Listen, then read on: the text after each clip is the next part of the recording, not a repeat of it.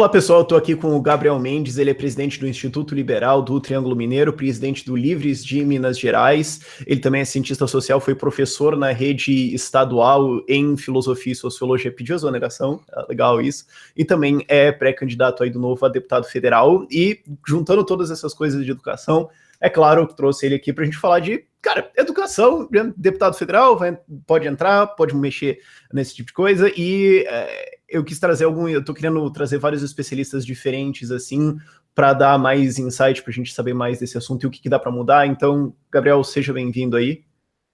Obrigado, Rafael. É um prazer estar aqui no Ideias Radicais. Então, como eu falei, você tá agora como pré-candidato a deputado federal e o que a gente pode mexer em termos de educação, né? São umas pautas legais pra caramba, especialmente como resolver educação sem Estado, o que a gente pode fazer?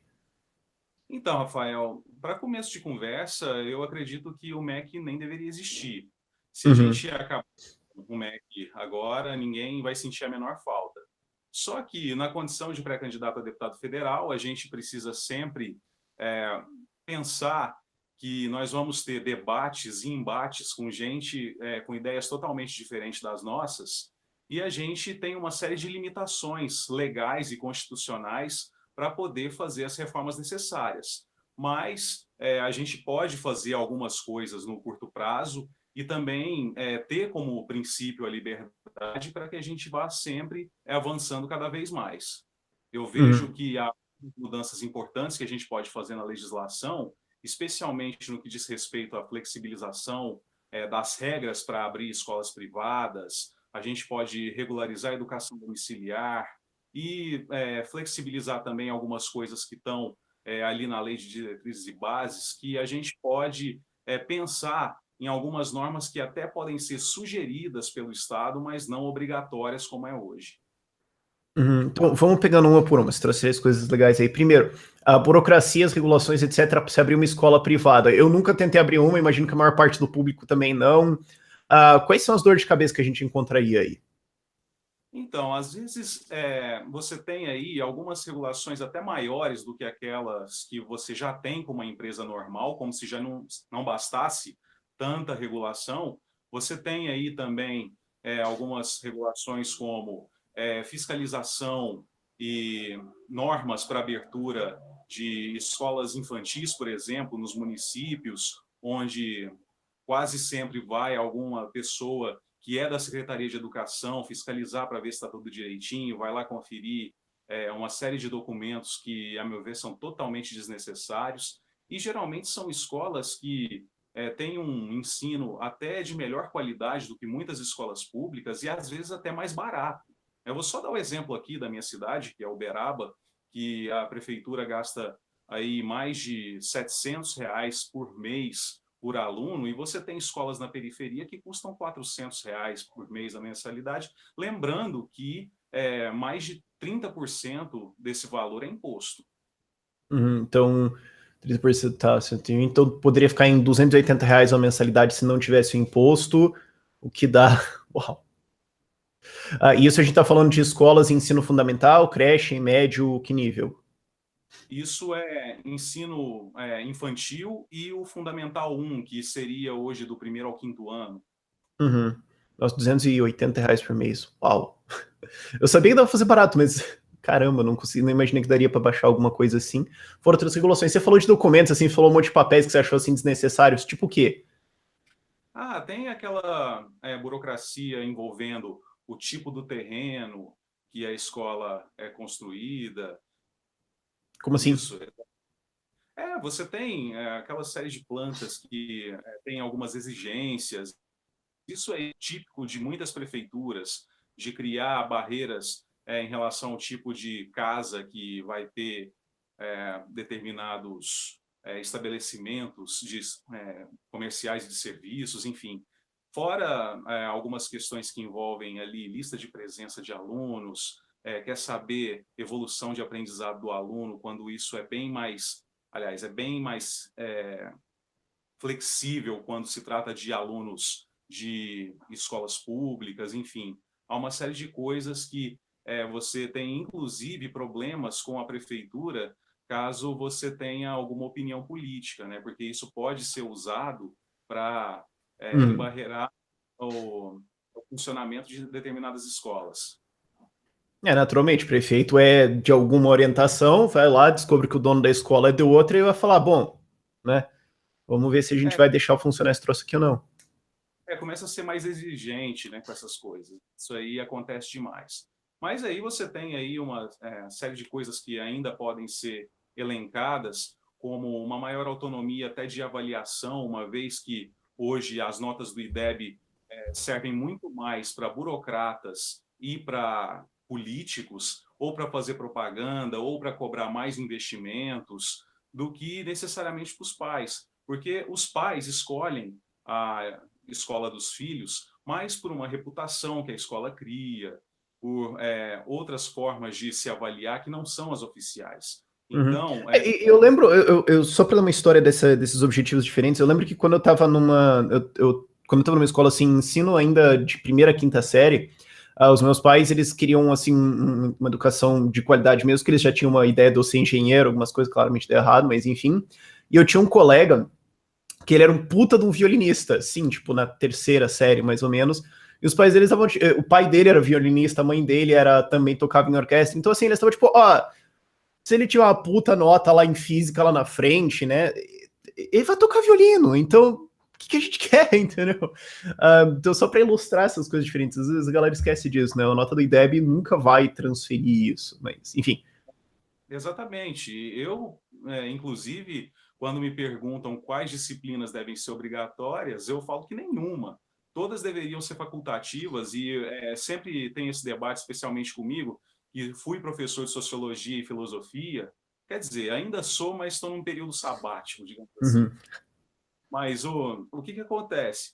Muita gente fala dessa questão da obrigatoriedade, eu sou contra que isso seja obrigatório, até porque para muita gente isso é uma matéria totalmente inútil, é algo que não vai acrescentar nada, especialmente para alguém que é de exatas, por exemplo. Aliás, é uma coisa que é importante que seja dito, né, já que a gente estava falando de avaliação, do IDEB e tal, isso vale também para a educação superior, porque a gente tem como exemplo a avaliação do MEC. E alguns critérios para melhorar a nota de curso e de instituições são absurdos. Por exemplo, você tem aí uma sugestão do MEC para aumentar a nota dos cursos de ensino superior, que seja cursos de exatas, administração, ciências contábeis, isso acontece, de você colocar lá na grade curricular relações étnico-raciais e indígenas, isso dá ponto para cursos de ciências contábeis e administração. E avaliar um curso é muito caro. Eles mobilizam pessoas Nossa. burocratas do MEC lá em Brasília para poder ir lá fiscalizar as escolas. Isso aí é um trabalho danado. E fora o gasto, né? Que é com o dinheiro do pagador de impostos. Não, você imagina você pegando a grade, assim, olhando assim, não, curso de administração e tal, você olha ali e fala, mas escuta, pera, hã? O que eu tô fazendo aqui? Não dava pra... Meu Deus do céu. E ainda pior quando você coloca isso numa universidade privada, que é justamente onde a população mais pobre vai, às vezes, porque a população mais rica consegue pagar o cursinho para entrar na pública, ele vai ter que pagar por isso também, para se formar. Então, as coisas assim, Exatamente. meio bizarras. Mas, enfim, isso fechado, outra coisa que a gente tava falando que definitivamente é uma pauta que a gente quer brigar pra caramba aqui no Ideias Radicais, a gente tá inclusive fazendo outros projetos que não é só o projeto político com isso, mas é a ideia de educação domiciliar. Vamos conversar disso aí. Você falou que você é a favor da... Vamos clarificar isso. Você é a favor que você falou que você é a favor de... Sim, eu sou a favor da regularização da educação domiciliar. Na verdade, é revogar qualquer coisa que você tenha contra isso. Mas o problema é que aqui no Brasil, legislação, não existe aquela coisa, né, de o que não é proibido é permitido. Na verdade, você tem que deixar muito claro ali, né, está legalizado a educação domiciliar. Porque o que acontece? Na verdade, não tem nenhum dispositivo legal falando que é proibido. Inclusive, na Constituição Federal, na Carta de Papai Noel, fala lá que que é dever da família a educação. Só que vários pais no Brasil já foram denunciados ao Conselho Tutelar por abandono intelectual, ainda que os meninos que participaram da educação domiciliar tivessem notas em avaliações oficiais muito superior que a de alunos da rede pública, e isso é algo que a gente precisa acabar com qualquer problema legal que tem em relação a isso. Fora que você pode ter várias possibilidades, não apenas a educação domiciliar pura, mas você ter a possibilidade de alguns alunos fazerem matérias específicas dentro da escola e o resto fazer em casa. Inclusive, eu sou a favor da flexibilização até da carga horária, porque na Lei de Diretrizes e Bases deixa muito claro que precisa ter 200 dias letivos. E as escolas têm todo um malabarismo para encaixar feriado, época de Copa, dia que não vai ter aula, vai ter que jogá-la para dezembro, porque a prefeitura e o Estado, inclusive, analisam esses documentos para comprovar que você teve esses 200 dias letivos, quando, na verdade, hoje você tem diversas possibilidades de ensino híbrido, a internet proporciona, e que você não precisa ficar ali amarrado com 200 dias letivos, até porque nem os professores ou diretores aguentam essa questão do semestre, todo mundo saco cheio no final do ano. Então, é uma coisa que precisa ser mudada.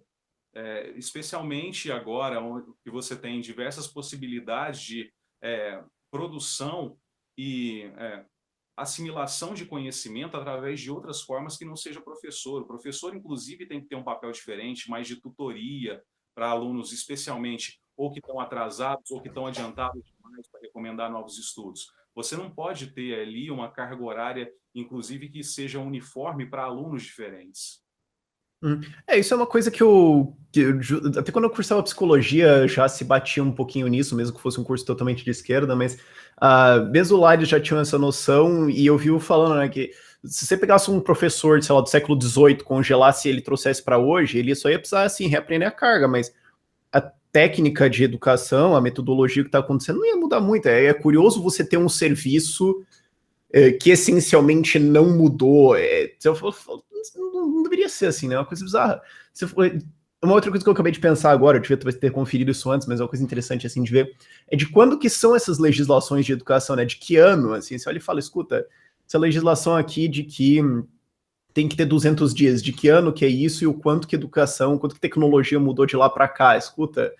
Eu acho que seria uma discussão interessante isso, mas é só uma divagação. Mas é curioso como a gente não tem essa inovação, não tem essa maleabilidade em educação, né? Você tem um produto para caber todo mundo. Eu acho bizarro isso. É desse jeito mesmo. A LDB é de 96 ou 97, se não me engano. E Nossa, 96 eu lembro que eu tinha um computador que era um Pentium 100 MHz. Eu também, eu tinha um Pentium 100. Nossa senhora. Ok, só contextualizando, né? Mas a grande maioria das normas, elas eram copiadas já das leis que tinham nos anos 40, 50, 60. O que pode ser colocado como novo é que colocaram mais essa questão da formação do cidadão crítico, essas coisas freirianas que tem na LDB e que, inclusive, é colocado como prioridade.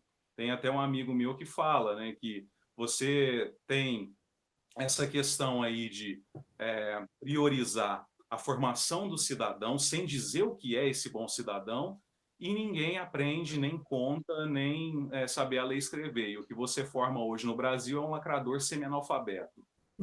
E também com a preocupação muito fundamental de você falar assim, não, espera, então o Estado vai criar uma lei sobre o que é a educação de um bom cidadão e controlar isso. Você fala, pera, não, então vamos mudar a frase. Senadores, como o Sarney e Renan Calheiros, irão fazer leis sobre o que é um bom cidadão e daí você vai ter que cumprir. Eu acho bom que a gente está acordando para parar para pensar isso. Eu acho que é por isso que a gente não dá certo. Eu acho que talvez tenha alguma correlação com essa lógica aqui, eu não sei, alguma coisa assim. Eu lembro que eu conversei uma vez com o David Friedman, filho do Milton Friedman, ele falou assim, ele faz essa analogia muito clara, ele fala assim, se tivesse um ministério do jornalismo com uma lei que diz assim, o que é o bom jornalismo, o que é um jornal bem feito, né, um editorial bem feito, e os políticos vão legislar sobre isso, a gente olhar para isso e falar, não, escuta, não, isso aqui não é aceitável na sociedade civilizada. Mas quando fazem isso sobre educação, a gente fala, pois é, pensando bem. Não, é isso aí, é uma situação ridícula que a gente vive, porque você tem aí uma série de métodos pedagógicos, uma grande possibilidade de inovação que a gente tem, que está complicado por conta dessa questão da legislação que é totalmente engessada. E é bom que se diga que ninguém sabe melhor do que os próprios pais e os alunos qual que é o modelo de educação que eles devem ter. Inclusive, muito se fala, né, o pessoal mais à direita que fala que as escolas devem ser militarizadas. Lógico que isso aí é um absurdo, mas se os pais querem uma escola onde os alunos aprendam mais disciplina, noção de hierarquia, eles podem, eles deveriam ter esse direito. O problema é que hoje você tem tantas leis, tantas normas que limitam, inclusive, a atuação do professor, porque hoje, se o professor falar um pouco mais alto com o aluno, ele já pode ser denunciado e tal, né? Isso é uma série de coisas que a gente precisa levar em consideração para mostrar que a educação do Brasil vai mal muito por conta dessa falta de autonomia. Porque em muitos países do mundo, os países onde estão educações melhores avaliadas, mesmo na Finlândia, onde o poder público é muito forte, existe uma autonomia curricular das escolas e existe também uma separação da administração e da direção administrativa e da direção pedagógica das escolas, que isso é uma coisa importante também. Enfim, há uma série de coisas que podem ser feitas mesmo dentro do nosso atual sistema.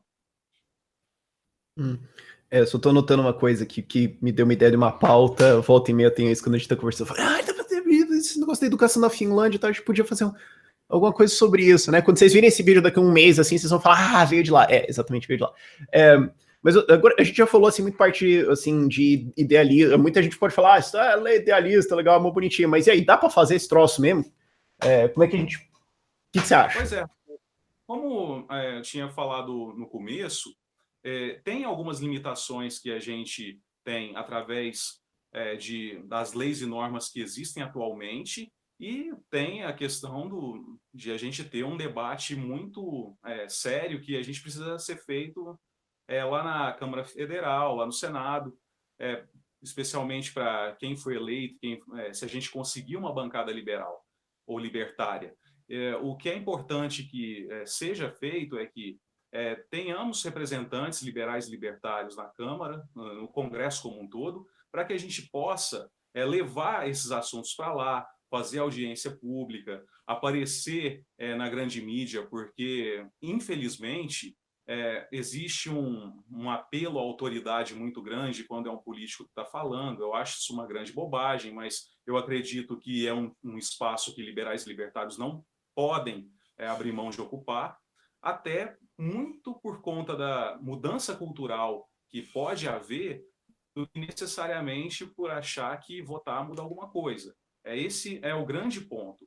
Então, eu acredito que muita coisa que a gente pode propor e, a partir do momento que está lá no Congresso, fazer esse debate, algumas coisas podem ser mudadas. Algumas não em curto prazo, evidentemente, mas você ajudando a fazer essa mudança cultural, paralelamente com pessoas dentro das universidades, na mídia, o trabalho que você e outras pessoas que fazem ativismo libertário podem ampliar essa discussão, enfim, há uma série de possibilidades que a gente pode ter a partir do engajamento de pessoas em vários espaços que os libertários podem ocupar. Eu só faria alguma objeção na coisa que você falou, que assim, eu não vejo muito assim fazer fazer uma mudança cultural ou propor isso, mas mais assim, impedir o Estado de impedir que essa mudança aconteça, porque naturalmente ela vai acontecer, as pessoas vão mudar com o tempo, com tecnologia, com tudo, elas vão ter ideias diferentes, elas vão ter alguma direção, e o Estado vai correndo atrás falando, não, volta aqui, você precisa do Estado, vem aqui comigo. Então, se a gente consegue só impedir esse processo dele ir lá e ficar travando, você vai libertar essa mudança cultural, ideológica, o que for que vai acontecer na nossa sociedade naturalmente, né? Acho que é isso só o ponto diferente que eu colocaria aí. Não sei se você acaba concordando com isso ou não. Gente, o trabalho de um político que defende as ideias de liberdade é muito mais de contenção das normas que o Estado impõe do que necessariamente de propor novas normas, né? Inclusive, muita coisa que hoje tem de educação, a gente tem que revogar e não criar novas situações.